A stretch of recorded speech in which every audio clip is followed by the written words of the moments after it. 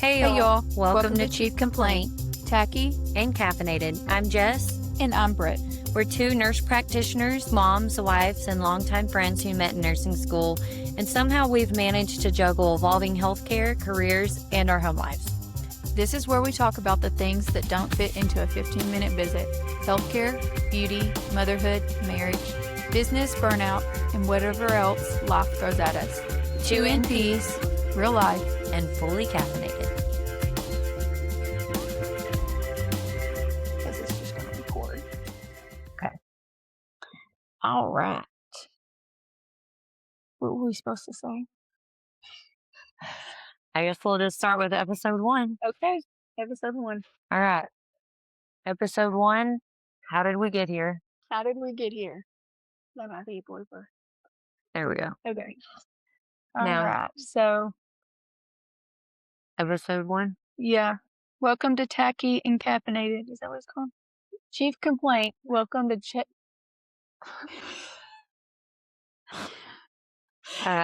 That'll be good content.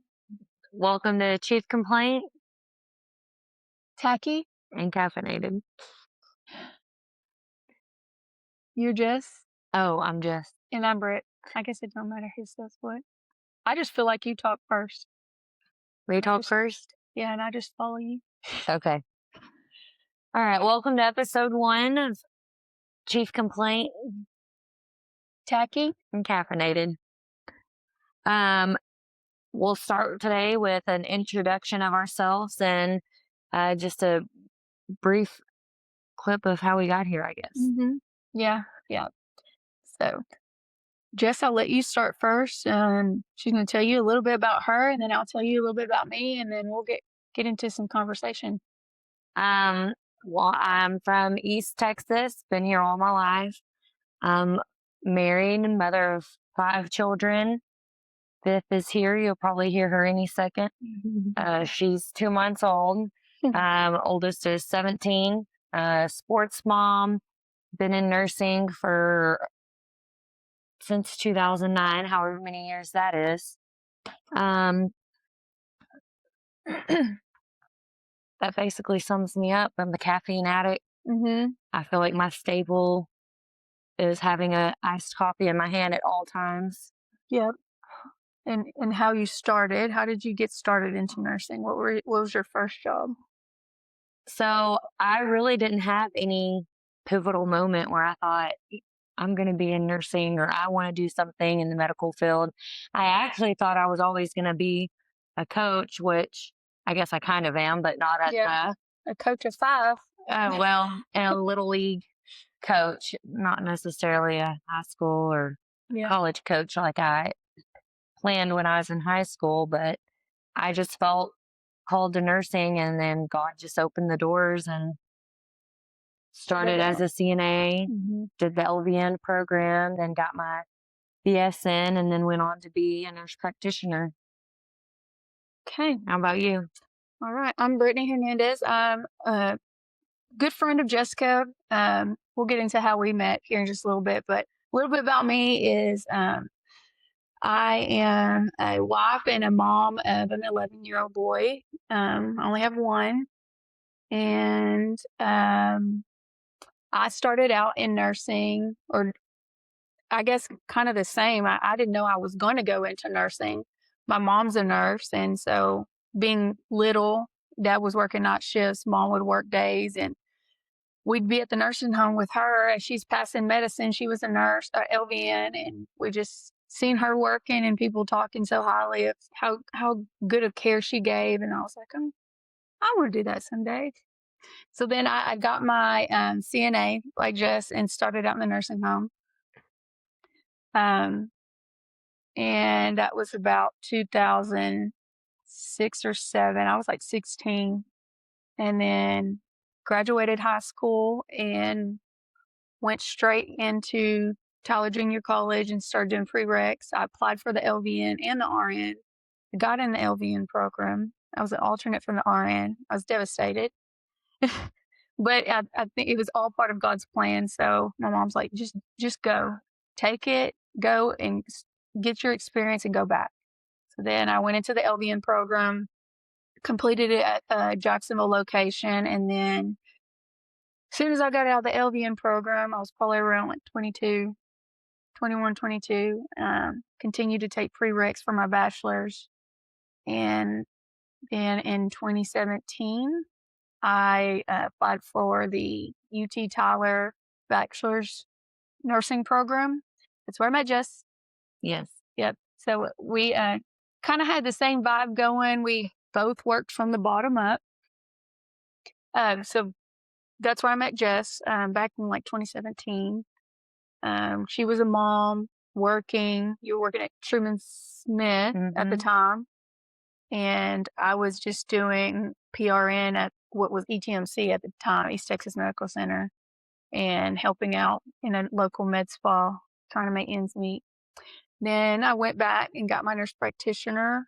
That was in 2021. I applied, and then I graduated in 2024. So it's been about a year and a half. I've been an NP. So lots of nursing experience from both of us from a young age, but we knew we wanted something more. I don't know if you knew you were going to go this far into. Well, for me, I just feel like I'm a super competitive person. And so, like, I don't know what to do with my life without chaos. And so I feel like once I meet a goal, then I feel like I need to set another one. And so that's kind of been my incentive of climbing the ladder. I think I feel the same. Like there's always something else to achieve. Not really to prove it to anyone else but myself, and I'm competitive, so I'm like, Yeah. what else can I do? So here we are, and we're doing podcasts and YouTube. Yes. And I think that kind of what prompted the podcast idea was that we've both felt kind of called to talk to people and share our stories. We both have a lot of life experiences, some traumas, and none of which are really the same traumas. And so I think that that's unique that we bring to the table is just our own different hardships that we can relate to a larger range of people. Yeah. I guess we could relate to many different people on different levels. Yeah. We've been between the two of patient. us. We've been patient, and we've been on the nursing side of it, so we kind of know from both perspectives. But yeah, Jess has a array of different specialties she's worked in, and I have too. Sounds like we like to change up every once in a while. Like we've done a little bit of everything. It sounds like. So, but yeah, that's pretty much how we got here, and so we just want to talk about things that interest our listeners. Maybe some misconceptions about the medical field, maybe something that's not talked about. A lot of things we will talk about will be things we usually don't talk about in the exam room just because we try to maintain professionalism. And so here we're pretty much off the clock and in a natural environment where we can just talk fluidly about whatever and see where it goes. So, Yes. Unfortunately, in the medical field today, everything is so rush, rush, rush. People want to make as much money as they can in the quickest amount of time as they can. And somehow visits are condensed to 15-minute visits, depending on what corporation you're working for. And it's real unfortunate for the patient because a lot of times they wait a whole year to come in and see the provider. And it's hard for them to update the provider of symptoms or things that they've had going on over a year's time span. It takes them 15 minutes to go over the last year. That's a lot in itself. And so I feel like I've seen a lot of lack of patient education just due to time crunches. And so here on the podcast, I feel like we'll have that opportunity to kind of break down disease processes or medications and side effects and rationales for certain testing, et cetera, without it being rushed. Yeah. Being able to really get into depth and educate everyone. I would say definitely we both are big on educating our patients because we want them to be informed advocates for their own health. There's so many people that go into a doctor's office or provider's office and they don't know what medicines they're taking. They don't know why they're taking it. They don't know what their diagnoses are. And like Jess said, we're rushed to go in and cover all these things in a short amount of time. You may have 25 or 30 patients to see, and the volume is high because insurance doesn't pay crap. Mm-hmm. So you have to see a high volume of patients to even keep the lights on.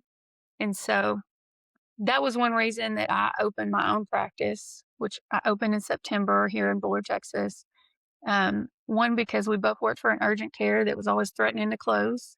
Made good money, good experience, but it's just uncertain. And then I had helped another provider in another town open up a practice.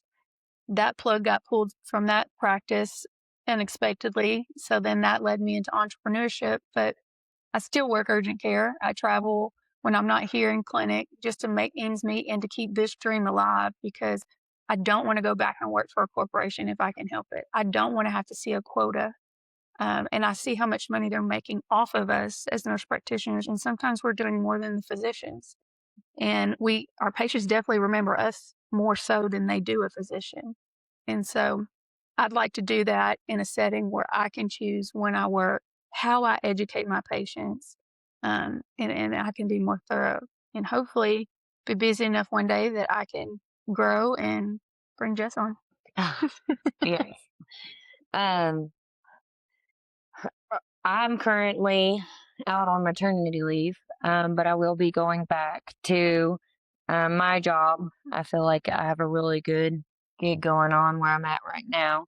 Of course, it comes with its ups and downs as any workplace, but for the most part, it's a really good place for me to be. So Yeah. I'll be going back to that in a couple weeks, Mm-hmm.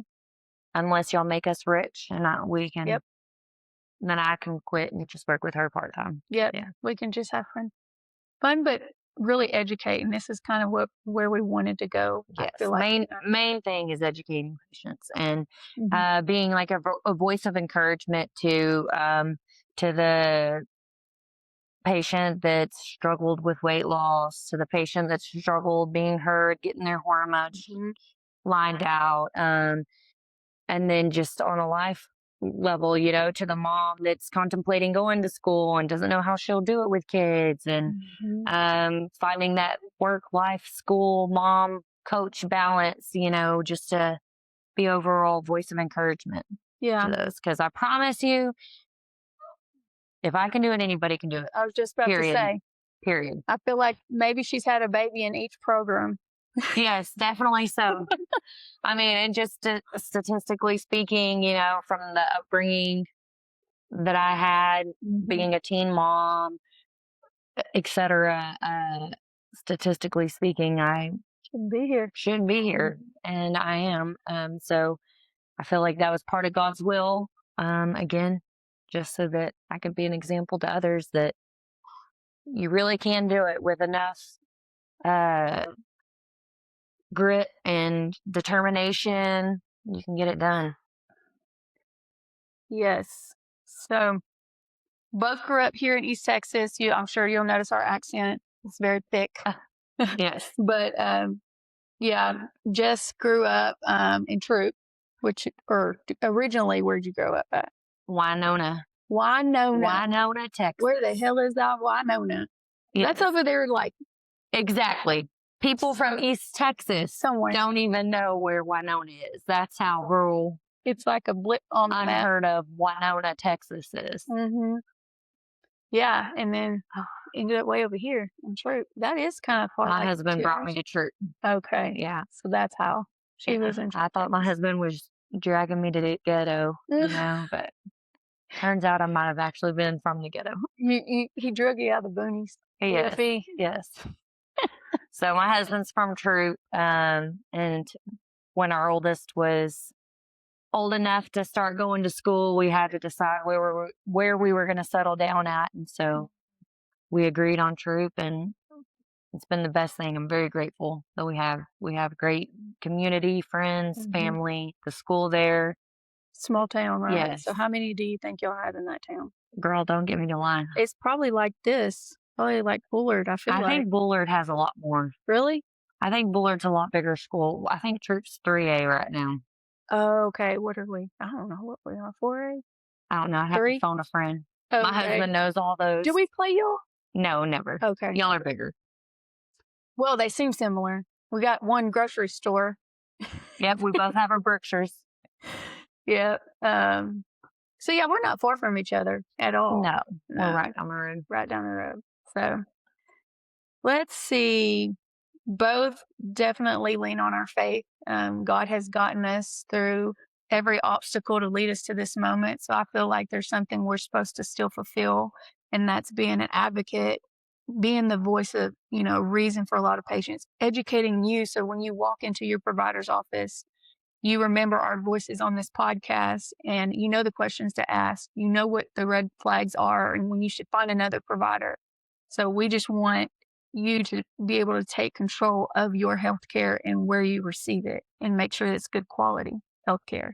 So God has, removed all mountains and valleys to make sure that we got to this point where we could share our journey.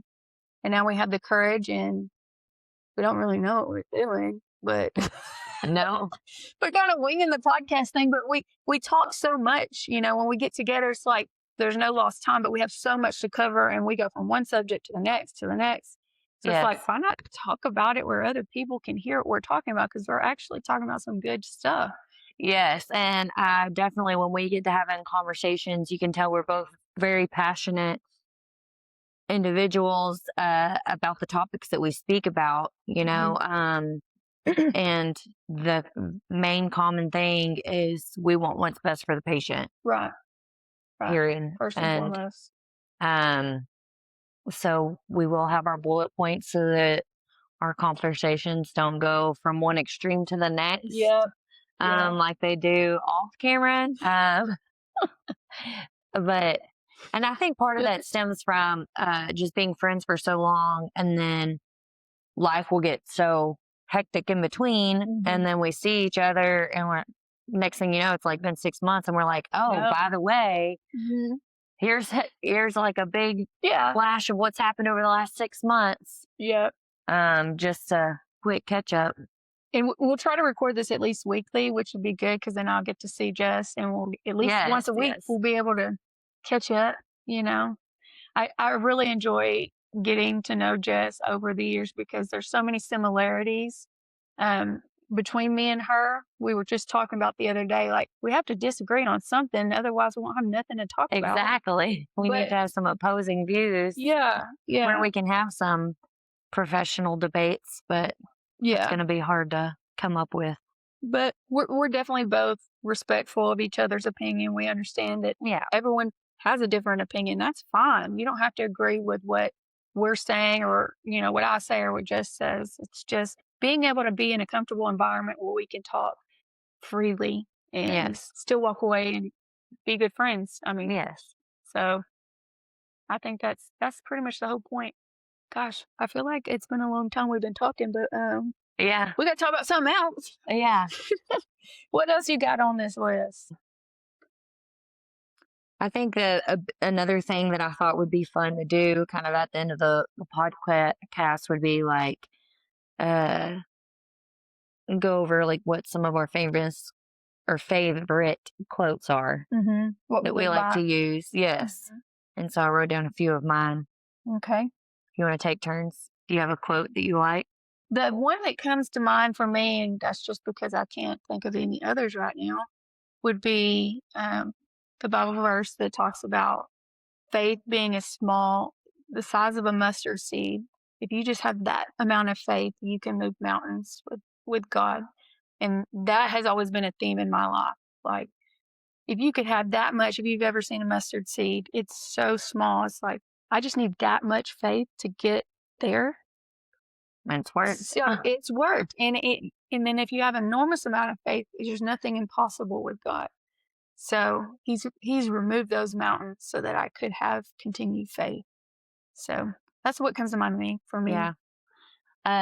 Well, a good one quote for what's helped me to be successful, I feel like, is perspective is key to perseverance, right? And so even though we've had all these hard trials and tribulations that we've gone through in life, I could either have a pity party about it, if you will, or I could look for the bright side of the scenario, like some of my traumas from childhood, I look at it and I say, thank you, God, for those experiences Mhm. that you let me have so that I know how to better protect my children Mhm.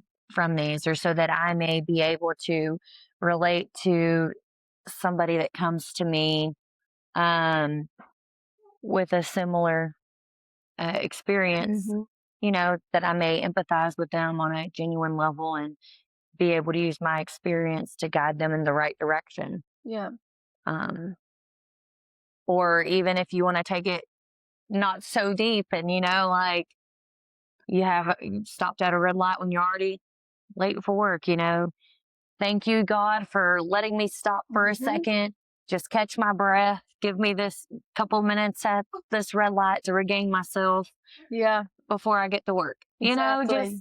Perfect timing. Just your perspective on things is going to be like how you are able to, uh, what's the words? Get through Get through daily it. Yeah. daily I felt like I activities. had a better, bigger, more professional word, but I can't think of it right now. Okay.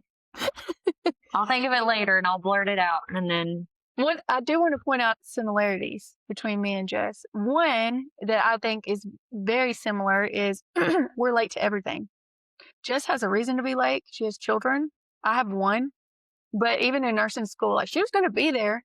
Don't count her out. She's coming, but I'm late to everything. yeah. I mean, and I don't know how you feel about that, but I feel like I'm late. Jess will be late. So I think I figured out my lateness. Okay. In my later Okay. years, I'm not a procrastinator. Mm-hmm. Okay. So whenever I have things that need to be done, I want to do it all in that one day. So I overbook everything Mm. so that I can get it done so that I don't risk forgetting about it. Yeah. Another scenario, my husband just grabbed me out the other day because baseball season started. And so our oldest first baseball game I thought was gonna be at 4:30 in Jacksonville, and we had to get internet set up. So I scheduled. Oh. Spectrum had two time options, Mm-hmm. left for the day. They could come from 2 to 3 or 3 to 4 or the next day. Mm-hmm. And so I'm like, well, let's get it done today, Yeah. right? Two Why to not? three, that leaves me enough time. If it takes them an hour, then that's fine. Mm-hmm. And after that, I'll pick kids up and then we'll get to the baseball game. Yeah. Well, Spectrum showed up an hour late, around 3:30, and then it took a lot longer. Anyways, Just gonna that's kind of like a brief picture of the things that I like to do is like overbook things for my day. Yeah. Yeah. So I think that's part of what makes me late a lot of times. Yeah. I think mine, I don't like to procrastinate with things in life, but when I know I have to be somewhere, I like to say I've got this much time before I need to leave the house at this time. And usually I don't prepare myself enough and I'm not leaving the house at that time. Like if I need to leave by 4:30, I'll get there by 5. But then, I end up fiddling around. I Yeah. don't know what it is, honestly, because sometimes I'll get ready on the way to somewhere, but it's just a bad timing, my lack of timing. Like, if I need to be somewhere, you need to tell me an hour before that time. Like, Brittany, you need to be there at 3 and it really starts at 4. Then I'll be on Then you'll be time. there on time. Yes, I'll be on time. Yeah, that's so bad because I am a doer and I'm a planner and organizer, but it's when it's have to be somewhere, I'm like, I'll be on time. I'll be on my time, you know? So, I've gotten better though. I usually get there like within 5 minutes yeah, of with being work. late. I think with work, I've gotten And that better. means like when my 5 minutes is like if it starts at 5, I'm there at 5:05. Yes. So is that really late? Right. I don't think that's I don't late. think so. Now, No, late's like 30 minutes or more, I think. that's what I feel like. That's 15 probably minutes part of my late, problem. things That's happen. also probably part of my problem. Yeah, me too. I mean, they need me. So wherever it is, and when I feel like it's when it's leisurely things, I end up being more late for that than it is like a professional thing. Like Yeah. at work, I still will be late sometimes, but My Got to kids' have sporting coffee. events, I'm there on time though, Yes. Yeah. because I can't miss an at bat, Mm-mm. you know, or a Mm-mm. warm up throw or nothing like that. I'll be there on time for that. That's Mondo's on. That's my husband. He hates being late. He hates being late, and so Zach does too. I just irk his nerves when I'm not in the vehicle and he's sitting out there waiting. My husband threatens to leave me a lot. Yeah. He's never done it. Yeah, he'll honk. Mm-hmm. And so the first 10 minutes of the ride is quiet, Yeah. you know, but then I once we over it. get out the door, then it's like an ease comes over him. Yep. Yes. Absolutely. Yep. So that's one similarity. What else you got, Jess? I think the sports moms, Mm-hmm. which we kind of just touched on, and our faith, Yeah. and just our love for people. Jess has several kids, so she's juggling, you know, different time slots. I don't even know how she does it. You know, when one kid has a game and the other, I guess you have to split up, you and Zach, to be at each thing. But We definitely divide and conquer, and the oldest one started driving. Oh, that helps. Yes, he's 17 now. So since he started driving, that's been a big help for sure. You got sister, so there's all boys other than Maddie, and now there's Miley. Yes. And then the girls I have, you know, they say it takes a village. Well, there's a few in the people that I rely on in the community too. A couple of my daughter's friends, moms, they help a lot. Getting Maddie to tumble, etc. So I can be a few minutes late after dropping another one off or what have you. Sister.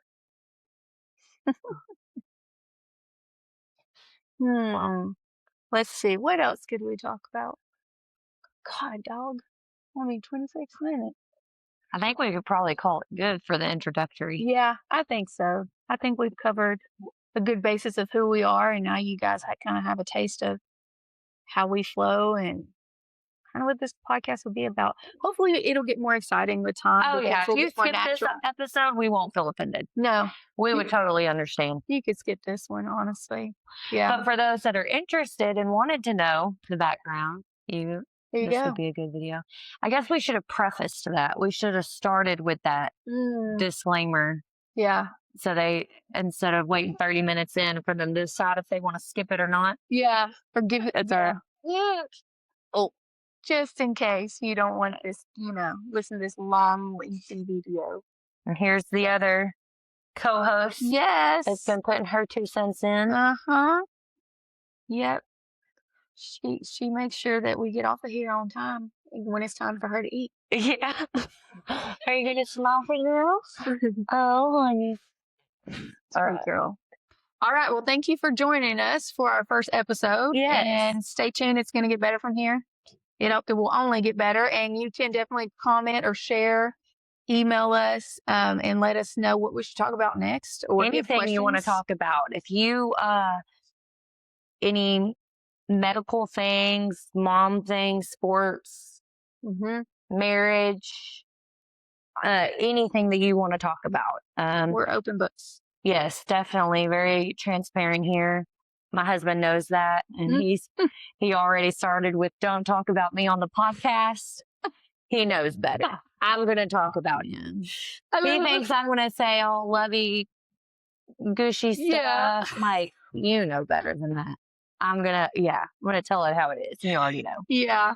Yeah. As I was telling Jess, I think last week, I was like, you know, our husbands are going to have some thick skin because we're going to talk about all kinds of stuff, you know? So mine probably won't even listen. He'll be, he's the type, like he gets cringed. Is it cringy? Is that what the kids say? Oh, yeah. He thinks it's cringy to hear people that he knows like speak or sing, things like that. He gets embarrassed easily. So he probably won't even listen. Okay, all right, sister. Well, thank you for tuning in and look out for episode 2.